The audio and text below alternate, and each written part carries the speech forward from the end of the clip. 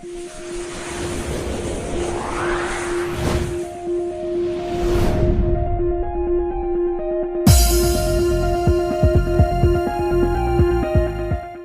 کراچی میں جب میں مسجد میں امامت کیا کرتا تھا, یہ 2004 کی بات ہوگی, 4 یا 5 کی, تو ایک بوڑھے آدمی تھے, 60 سال ان کی عمر ہوگی, وہ مجھ سے ملنے کے لیے آئے.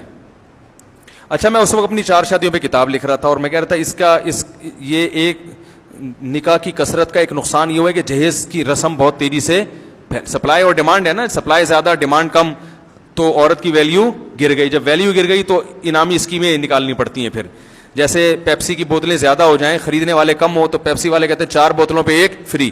تو میں کہہ رہا تھا اب عورت کی ڈیمانڈ کم ہو گئی ہے نکاح کے حوالے سے, ویسے تو گرل فرینڈ کے حوالے سے بہت ڈیمانڈ ہے, نکاح میں ڈیمانڈ کم ہو گئی. تو اب لڑکی کا باپ کہتا ہے بھائی بیٹی سے شادی کر لو, double bed free, fridge free, الماری فری, تو یہ انعامی پیکج ہے. تو اس کا حل یہ ہے کہ ڈیمانڈ بڑھا دو سپلائی کے مقابلے میں.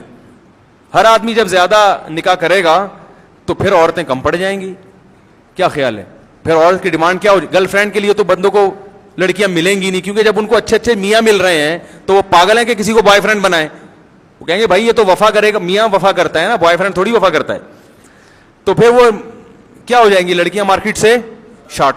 جب شارٹ ہو جائیں گی تو پھر لوگ پھر لڑکیوں کے ابا کے پاس آئیں گے, بھائی ہم, پھر وہ انعامی اسکیم ہے کہ بھائی میں اتنا مہر دے رہا ہوں اور میں آپ کی بیٹی کو ایک الگ باقاعدہ گھر بنا کے دوں گا, اور میں جو ہے وہ اور میں میڈیکل جو تعلیم ہے نا وہ میں مکمل کروا دوں گا اس کی. 2 سال ہو گئے نا, 2 سال میرے ذمہ, میں ڈاکٹر بنا دوں گا. پھر یہ ہوگا, آپ اس کو مذاق نہ سمجھیں, حقیقت ہے. صحابہ کے دور میں ایسا ہی ہوا کرتا تھا کہ جی میں کروں گا یہ سارے کام.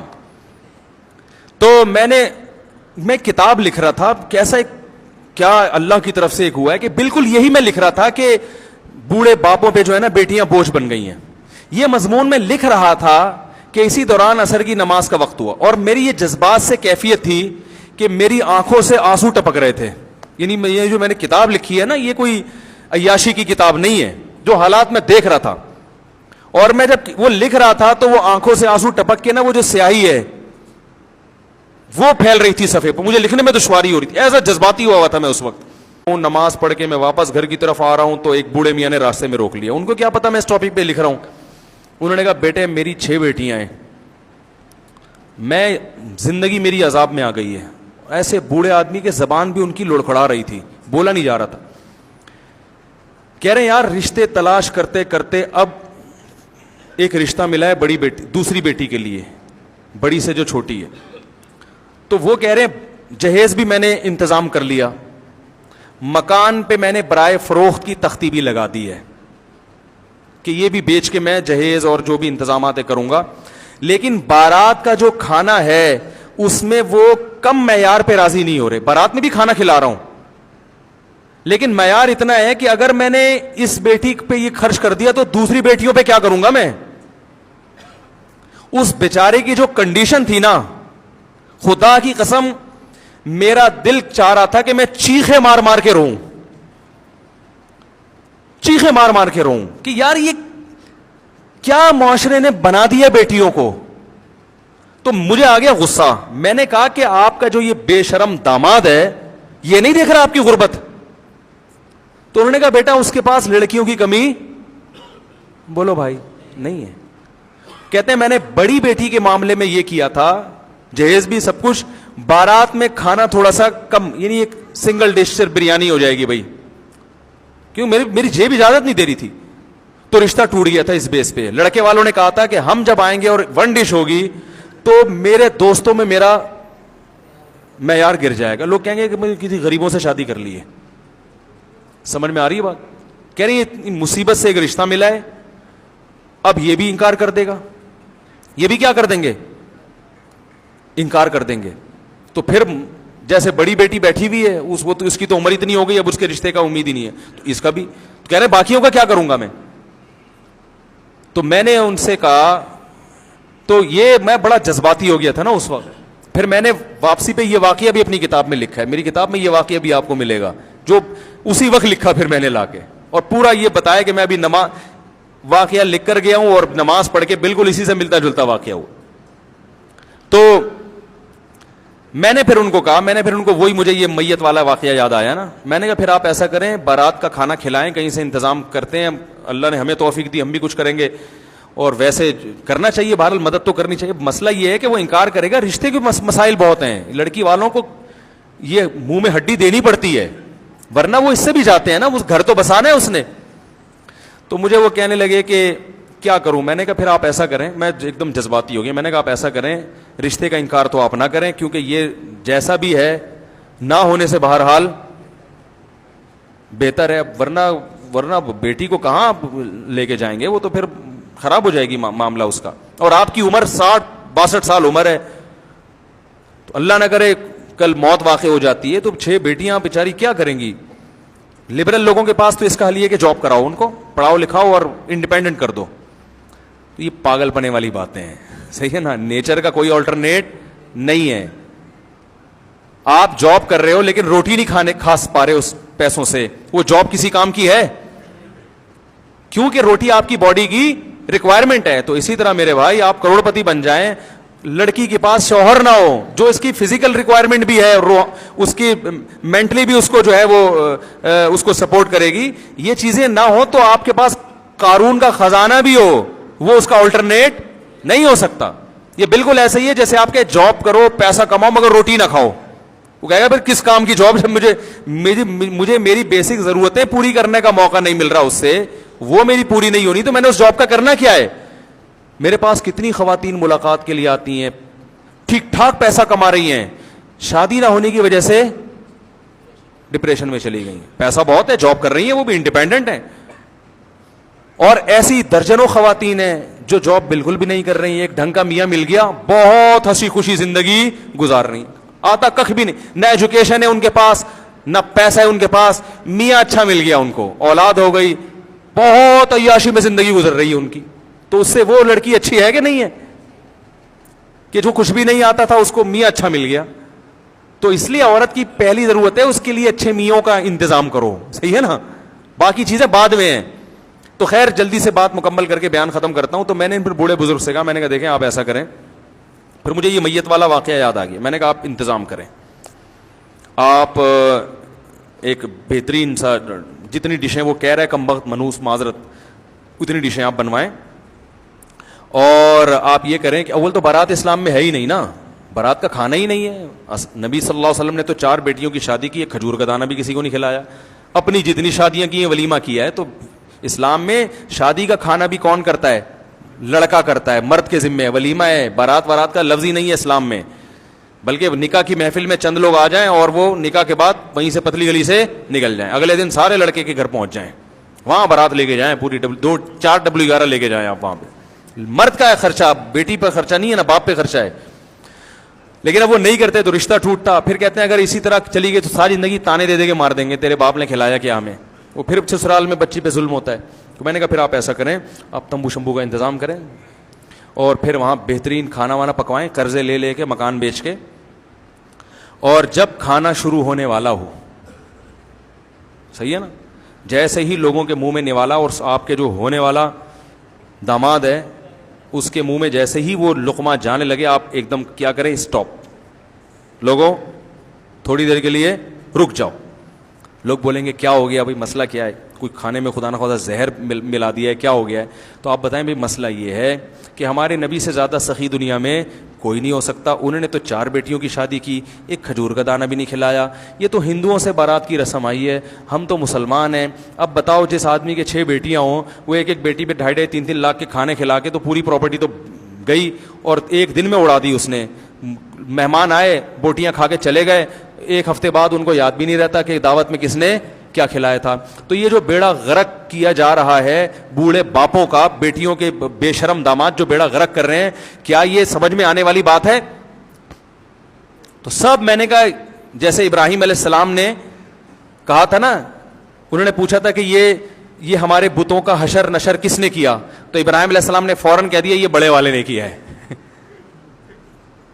تو فوراً ان کے ایک دم ان کی جو کیفیت ہوئی, انہوں نے کہا یار ہم تو بڑی بیوقوف ہیں کہ ایسے کی عبادت کر رہے ہیں جو یہ بتا ہی نہیں سکتا کہ ہمیں مارا کس نے. ابراہیم علیہ السلام نے کہا ان سے پوچھ لو کس نے مارا ہے. تو ان کے دل میں آیا اُفِّل لکم, یعنی ان کے دل میں فوراً کیا آیا کہ قرآن کہتا ہے ان کے دل میں فوراً احساس ندامت ہوا کہ یار یہ تو یعنی ہم ایسوں کی عبادت کر رہے ہیں جو اپنے قاتل کا پتہ نہیں بتا سکتے کہ ہمیں کس نے مارا, کس نے ہمارے ساتھ یہ ظلم کیا. جو یہ نہیں کر سکتا ہماری مدد کہاں سے کرے گا. تو میں نے کہا جب آپ ان کو بولیں گے کہ بھائی یہ جو میں نے سارا انتظام کیا ہے قرضے لے لے کے کیا ہے, اور کل تمہارے بھی بیٹیاں ہوں گی, اور یہ اگر بچیوں کے باپوں پہ یہ تم ظلم کرو گے تو بتاؤ کیا یہ ظلم کی شریعت اجازت دیتی ہے؟ جس رسول کا تم کلمہ پڑھتے ہو انہوں نے اجازت دی ہے, یا یہ کوئی عقل میں آتا ہے؟ یہ غیرت کے خلاف ہے یا نہیں ہے؟ تو میں نے کہا ایک دم سب کے منہ سے نکلے گا یقیناً. پھر بولے کہ چلے پھر بسم اللہ کریں کھائیں. انہوں نے کہا بیٹا یار کیسے مشورے دے رہے ہو. میں نے کہا اچھا چلو اتنی ہمت نہیں ہے تو ایک بورڈ لگا دیں, بارات کا کھانا جب کھلائے نا تو ایک کیا لگا دیں, ایک بورڈ, اس پہ لکھ دیں کہ یہ کھانا اسلام میں نہیں ہے. علماء سے ہم نے سنا یہ غلط ہے اور یہ بچیوں کے باپوں پہ بوجھ ہے, تو میں تو مجبوری میں کھلا رہا ہوں اپنی بچی کے تحفظ کے لیے, مجبور ہوں کہ سسرال میں اس پہ ظلم نہ ہو, ورنہ یہ اسلام میں پسندیدہ نہیں ہے. اتنا بورڈ لگا دیں, کچھ تو تھوڑی سی تو شرم آئے گی کم وقت کو کھاتے ہوئے. ارے اتنے لاکھوں روپے خرچ کر رہے ہو تو اس کا اتنا معاوضہ تو لو کہ اس کو شرم تو آئے نا. تو انہوں نے یہ مجھ سے وعدہ کیا کہ میں کچھ تھوڑا بہت, زیادہ تو کہہ رہے گاڑا نہیں کہ پھڈا نہ ہو جائے, تھوڑا سا لکھ کے انشاءاللہ لگاؤں گا. لیکن میں نے ایک دفعہ بیان میں پھڈا کروایا ہے. ایک دفعہ کہیں ہم بیٹھے ہوئے تھے, میں نے نکاح پڑھانا تو میں نے اسی وقت جہیز کے خلاف بیان شروع کر دیا, اور وہ دبا کے جہیز لے رہے تھے لڑکے والے. نکاح مجھ سے پڑھوانا تھا, ہم نے جہیز کے خلاف بول دیا. وہ لڑکے والے ایک ایک کر کے کھڑے ہو رہے ہیں, آپ کو ہم نے نکاح پڑھانے کے لیے بلایا ہے, تقریریں کرنے کے لیے نہیں بلایا. تو میں نے کہا یہ ان سے پوچھ لو, انہوں نے مجھے خود کہا تھا کہ تقریر بھی کرنی ہے. انہوں نے خود بولا. تو انہوں نے کہا پھر یہ کیسی باتیں کر رہے ہیں, آپ اپنا نکاح کے فضائل بیان کریں. میں نے کہا فضائل کی آپ کو ضرورت نہیں ہے, وہ پتہ ہے تبھی تو نکاح کیا ہے نا. اس طرح کی مجھے پوری ورڈنگ تو یاد نہیں ہے اپنی. تو میں نے کہا بس تمہیں مولوی اتنا اچھا لگتا ہے کہ جو جنازہ پڑھائے ہیں, بچے کے کان میں اذان دے اور دم درود کر لے, گھٹنے میں درد ہے, میری کھوپڑی میں درد ہو رہا ہے, میری ناک میں درد ہو رہا ہے, تھوڑا سا فاتحہ پڑھ کے پھونک لگا دے, اور تھوڑا سا جو ہے وہ تعویذ شاویز کا کچھ لکھ کے دے دے, گنجے کے سر پہ ہاتھ پھیر دے کہ شاید اللہ پال نکال دے اس کے, ہے بھائی. باقی تمہیں تو بھائی یہ چیز تمہیں قیامت, یہ اسلام تمہیں قیامت میں اللہ کے عذاب سے نہیں بچائے گا. سمجھ رہے ہو نا. تو اللہ تعالیٰ ہدایت. آپ بھی جب بارات کا, بچیوں پہ بارات پہ مجبوری میں کھانا کھلائے کریں نا, تو ایک دفعہ میرے اس بیان کی ریکارڈنگ کم از کم سے چلا دیں, یہ والا واقعہ کھاتے ہوئے ہیں. جب وہ کھا رہے ہو نا تو کہیں یہ غیرت کے خلاف ہے بارات کی بوٹیاں. اچھا ایک بات یاد رکھو, فقہا نے بیان کیا ہے کہ جس کو ظلم کا خطرہ ہو اس کے لیے رشوت دینا جائز ہے, کیونکہ آپ نہیں دیں گے تو ظلم کرے گا نا, تو لینا تو حرام ہے, دینا جائز ہے. تو اس لیے پہ بارات کا کھانا بھی ہے. اگر آپ کو یہ خطرہ ہے کہ بچی, کیونکہ سب نے یہ تقریریں نہیں سنی ہوئی ہوتی, اور سنی ہوئی بھی سب نے ہوتی ہیں تو سمجھ میں نہیں آتی, اور سمجھ میں آ بھی جائیں تو سب اتنے نیک نہیں ہوتے کہ عمل بھی کریں. تو پھر یہ باپوں کی مجبوری بن چکی ہے کہ بچیوں کو رخصت کرتے ہیں تو وہ بارات یہ ٹوپی ڈرامے کرنے پڑتے ہیں. تو اگر خدا نہ خواستہ اتنا ڈر ہے کہ رشتہ ہی ٹوٹ جائے گا, بچی کا گھر ہی اجڑ جائے گا, تو پھر آپ بھی کھلا دیا کریں اس نیت سے کہ منہ میں ہڈی دے دینی چاہیے, ٹھیک ہے نا. کوئی زیادہ بھونک رہا ہو نا تو بھائی ایک تھوڑی سی بوٹی ڈال دو کہ چپ ہو جائے گا, جان چھوڑا ہماری. تو اس نیت سے کہ ہڈی. اور پھر لڑکی کے قریبی رشتہ دار جو جن کے نہ جانے سے بھی فساد کا خطرہ ہے, وہ پھر بارات میں جا بھی سکتے ہیں. بھائی لڑکی کے اب بارات کا بائیکاٹ کر کے, بھائی بارات کا بائیکاٹ کر کے بیٹھ گیا, بہن کی شادی ہے وہ بھائی نہیں جا رہا, تو پھر لڑکے والے بعض دفعہ وہ ان کو یہ تھوڑی سمجھ میں آتا ہے کہ وہ کہتے ہیں شاید ان کے تعلقات ٹھیک نہیں ہے اس کا. پھر تو ایسے موقع پر ہم لڑکی کے بھائیوں کو بھی گنجائش دیں, تمہاری بہن کی شادی ہے, تم تو مجبوراً جاؤ یار, مجبوری ہے نا. وہ پھر بڑا برا اثر پڑتا ہے سامنے والوں پر.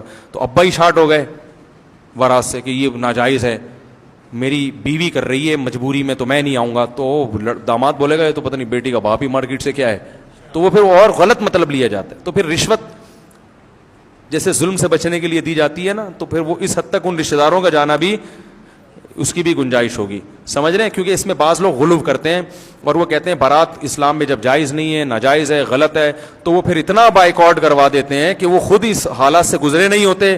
نتیجہ یہ نکلتا ہے کہ پھر وہ بچیوں کی وہ طلاقیں ہو جاتی ہیں اور وہ رشتے ٹوٹ جاتے ہیں. پھر وہ جو ایک مصیبت سے گزرتی ہیں ان پھر دین سے دور ہو جاتی ہیں وہ. تو اس لیے بیلنس, ہر رسم کا بائیکاٹ بھی اتنا کرو جتنا تپڑ ہے, ٹھیک ہے نا. बसों के पीछे लिखा होता है ना, तप्पड़ है तो पास करो वरना बर्दाश्त करो। बाज़ दफ़ा हम जा रहे होते हैं गाड़ी में, पीछे आगे ट्रक होता है, वो साला ना इधर जा रहा है ना उधर जा रहा है, तो वो इतनी मुसीबत होती है कि उसको हम वो ओवरटेक भी नहीं कर सकते। तो उसके पीछे जब ये पढ़ते हैं ना, तप्पड़ है तो पास कर वरना तेरे पास बर्दाश्त के अलावा कोई ऑप्शन नहीं है, तो बड़ी तसल्ली हो जाती है, भाई हम क्या कर सकते हैं, हम नीचे से तो निकल नहीं सकते इसके, तो हम आराम से जा रहे होते। तो ये हर ट्रक के पीछे लिखना चाहिए, इससे पीछे वाले को क्या होती है, तसल्ली होती है, भाई इसको पास नहीं कर सकते। अब वो जितनी स्पीड से ये जाएगा, अब आप भी उतनी स्पीड से ही सफ़र करो। कहीं डबल रोड हो गया तो निकाल लेना, वरना ऐसे ही पेशावर तक आपको अब ऐसे ही सफ़र करना है। ठीक है, तो अपनी इस्तात के मुताबिक इन रसूमात के खिलाफ जिहाद करें, ज़्यादा इतना फंटर ना बने कि, लेकिन जो लड़के हैं ना नौजवान, वो ये बाइकआउट कर सकते हैं, बोले भाई मैं अपनी शादी में बारात, बोलो भाई नहीं रखूंगा, वो ये बाइकआउट करे। लेकिन उसकी लड़की वाले अगर कर रहे हैं तो दूल्हा है तो फिर चला जाए, वो कहे मैं बारात में नहीं आऊंगा, तेरी बारात हो रही है तू ही नहीं आएगा। मैं इसलिए कह रहा हूं कि वो जौनपुर के काजी ना बन जाए, कहीं मसाला ज्यादा लग जाता है ना। बाज़ दफा मेरा बयान सुन के दूल्हा कह रहा है मैं बारात में नहीं जाऊंगा, मैं कहता हूं कि भाई उनको इस पर तो फोर्स करो कि बारात होगी नहीं, लेकिन अगर वो फिर भी कर रहे हैं तो फिर नहीं मान रहे तो फिर जाना तो पड़ेगा ना, आपकी शादी आप ही स्टार्ट हो। भाई तो वो फिर मजबूरी है, तो वो इसलिए कोई भी अमल करने से पहले ना उलमा से पूछ लिया करें कि इस पर मसला तो यही है, लेकिन इस पर अमल कैसे करना है। अल्लाह ताला समझने की अमल की तौफीक अता फरमाए। Thanks for watching. Don't forget to like, comment, share and subscribe to Mufti Tariq Masood Speeches channel.